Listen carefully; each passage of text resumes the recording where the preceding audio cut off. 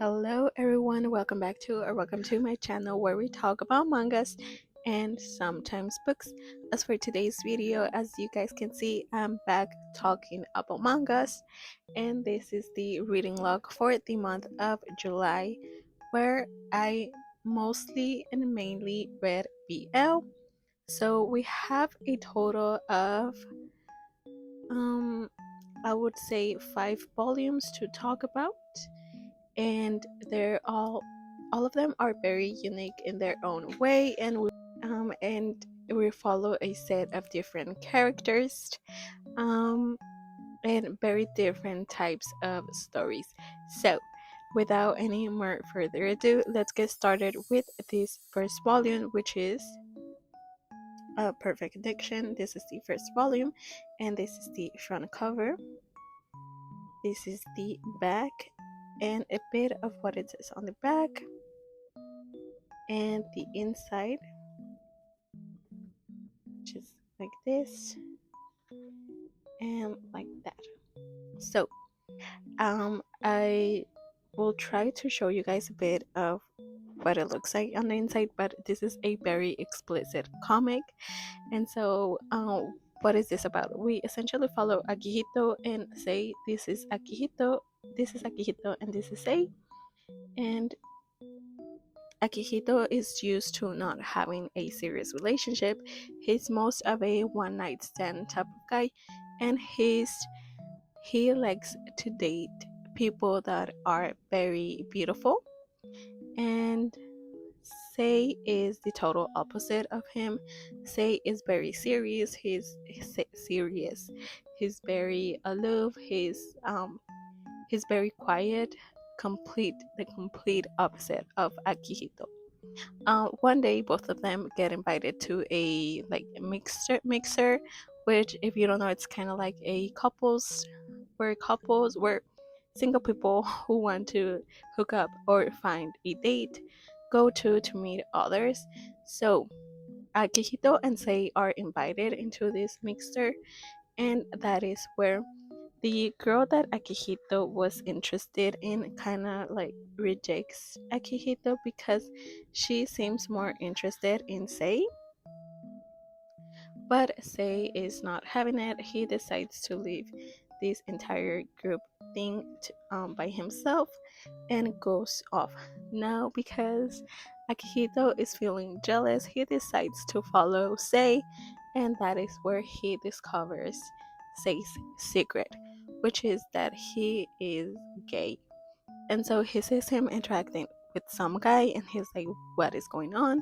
So he decides to interrupt this interaction because he kind of notices that Sei is feeling a bit uncomfortable. And so, as you guys can see, he's like, I'm his man, this is my man. And so they decide to go into the hotel, and that is where things take a turn because Akihito and Sei decide to sleep together, and basically Sei has been having a bit of trouble when it comes to that aspect of his life where every time he sleeps with someone, he's not having the best time, and that changes when he sleeps with Akihito. um and obviously it's going to change for Akihito as well. And yeah, that's how everything starts. It kind of goes on from there where both of them are like sleeping with one another, but they're not essentially in a relationship. And I feel like that is going to become an issue in the second volume. I really did like this one. Like I said, it's a very explicit um BL.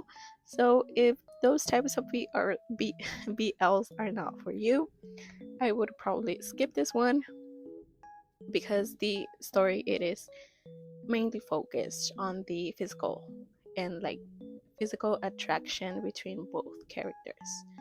But I will see how everything happens in the second volume. Hopefully, we try to move on from the physical aspect and go more and explore the feelings of the characters. So, that was the first manga that I read. And moving on to something completely different, I ended up reading My BS is Showing. This is the first volume, and this is a manhwa. This is the cover and the back, and a bit of the inside. So I'm doing this with one hand because I am trying a new microphone that kind of noise cancels everything around, but I need to hold the mic like in front of my mouth for in order for it to work. So yeah, I'm sorry I can show you guys anything more, but for now we'll see how this works. So basically in this story we follow oops, it was following. Okay, so we basically follow our two main characters. This guy right here is a teacher, and this guy is an idol. And like always, I forgot their names. So the teacher is Ajun, and the idol is Seyol. Hopefully, I pronounced that right. I know I'm 100% sure I mispronounced that. So, um, Ayun and Seyul, yeah, like I said, Ayun is the teacher and Seyul is the idol. And what happens is that Ayun has been a fan of Seyul for a really long time. He follows like every activity the idol group does, basically mainly Seyul. And one day Seyul shows up at Ajun's high school because they are going to be filming some sort of show at his school. And so now Seyul has to deal with the fact that no, not Seyul, Ajul has to deal with the fact that he needs to see Sejul 24/7 now, like every day at his school, and pretend to be normal, pretend that he is not the biggest fan of Sejul, while Sejul has other plans, because there has been a bit of miscommunication when it comes to Ayun, and Sejul thinks something else has happened and that Ayun has committed a great crime, I guess, against one of Sejul's closest friends. And so as the story goes on, you kind of get to see why Sejul approaches Ajun in a way where he's like, I want you to be the teacher, to be my partner in this new show. And Ayu is like freaking out because he doesn't like, that's obviously his bias, and like he's super excited, but he doesn't want to fanboy a lot, so he doesn't scare Sejul. And while Ajun is dealing with all of those complicated feelings, Sejul has other plans. He's approaching Ajun with a secret that is obviously going to come and be revealed at a point where I know Sejul and Ajun are going to be like start falling in love with one another. And I cannot wait to see the fall down of Sejul. So this was a very entertaining manhwa. It's the first time I read it. I hadn't heard about this manga until it was published. And like always, I'm someone who listens to K-pop, and so I was a bit curious as to how like an idol was going to be involved in this like type of like story type of scenario. And yeah, it was a really good entertaining manhwa. It's also really funny. I really like how Jun is always freaking out whenever Sejul is like getting close to him. That's really funny. Yeah, and I would recommend this one. Yeah, definitely. If you want to have a good time and just have fun, and the story is also explicit, um, especially because um, what's his name? Ajun is always having very naughty fantasies about Sejul, and they kind of intensify after Sejul comes into the school. So yeah, and moving on to the other manga. But first, I need a water break. Okay, water break over. The other manga that I read is Leave the Sacrifice at the Door, and this is the first volume. From what I know, the mangaka has decided to continue with the story, and so this one was supposed to be a one shot, but because of this decision, the I think we might be getting another volume to this story, which is why I'm calling it the first volume, even though it doesn't have like anything like that.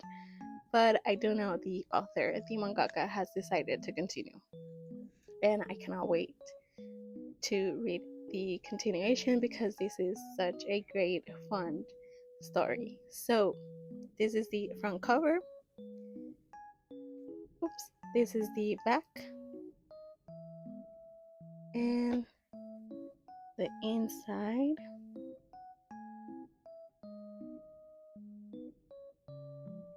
So, we follow Nanao, and what's the name of the other god? He is the god of something, but I forgot his name. Anyway, so this is Nanao, and this guy is a god. So Nanao, his entire life has been raised to become the sacrifice of this god. And why is that? Is because centuries ago, one of his family members gave this god a sacrifice in order for them to have for his family to grow and have really good fertility. And so it has become a tradition in Nanao's family where every other year there's like a sacrifice that needs to be given to the god. And this year is Nanao's turn. So his entire life he has been trained to become a good, perfect sacrifice. And so when the moment comes where Nanao is going to be given to the god, he shows up, knocks on the door, and he gets this guy. And he basically tells him the god doesn't want any sacrifices. Okay, now please leave. And so Nanao's entire identity has now been like erased, has been challenged, and Nanao is not having it. He is going to get the god to eat him in any means and ways possible. And we basically follow Nanao throughout the entire story, trying to understand what the god actually wants, which I forgot his name, but it's a very cute, wholesome story where we have Nanao who is ready to sacrifice himself for the greater good of his family, and then we have the god who is obviously not having it. He is not interested in having a sacrifice.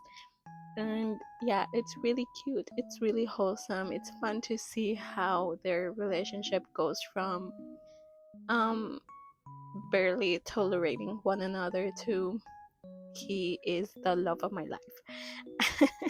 I really enjoyed this manga, and again I cannot wait to read the continuation of this story. And also look how cute the cover is.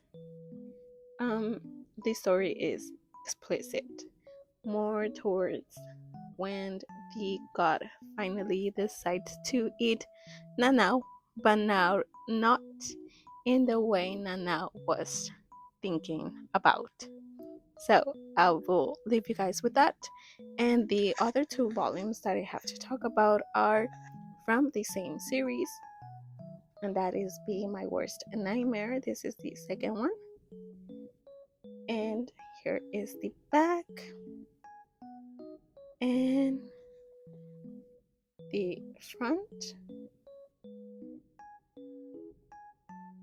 and a bit of the inside, which this is so cute.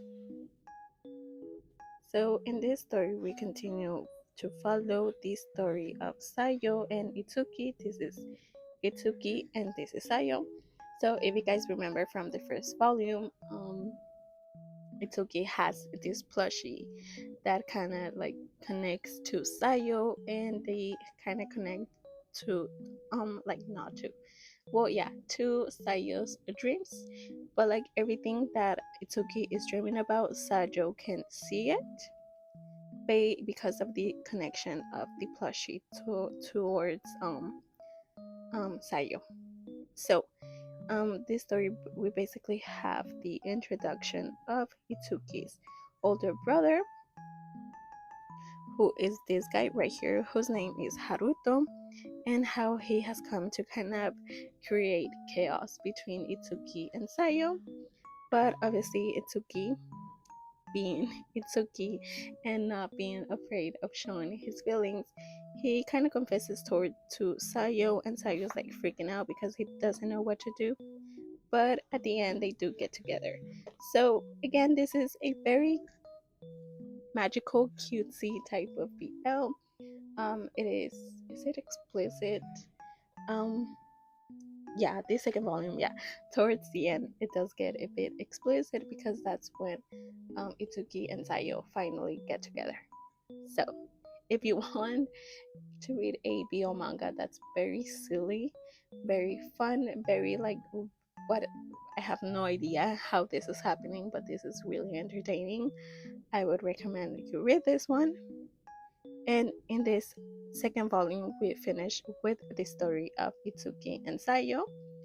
And in this third volume, we follow the story of Haruto. And this is the front cover. And this is the back. So in this third volume, we kind of see a bit of Itsuki and Sayo being a couple, but at the same time, we get an introduction of Inuo. No, that's not his name. That's not his name. What is this guy's name? Hold on. We basically get an introduction to the guy who is going to be the partner of Haruto, whose name is Uryu. Uryu? Uryu? Let's call him Uri. So Uri and Haruto are going to meet at a like student festival when Haruto goes to again create a mess between Itsuki and Sayo. And that is how Haruto and Uri meet for the first time. And after that, they kind of have like another encounter by chance at an arcade. And then Haruto says that Uri has been like looking at this specific plushie, and so he kind of wins. Haruto wins this plushie for Uri, and then he gives this plushie to Uri, and that is how again we have a connection between a plushie and Haruto. And Haruto can see through the eyes of this plushie everything that is happening to Uri. So in this case, it's a bit different than Sayo and Itsuki, where the plushie kind of connected them when they were both asleep. But in Haruto's and Uri's case, the plushie connects them only when Haruto is asleep. So if Haruto is, it doesn't matter like what time of day Haruto is asleep, the plushie is going to connect and show Haruto everything that is happening to Uri. And yeah, it's again it's a silly type of story. You have no idea how this connection happens, so you just kind of go along with it.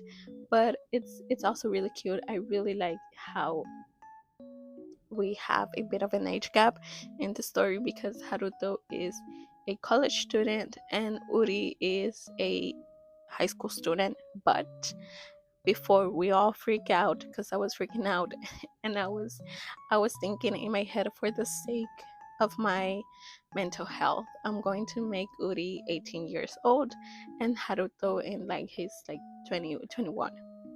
And it was confirmed because I already read it in the third volume.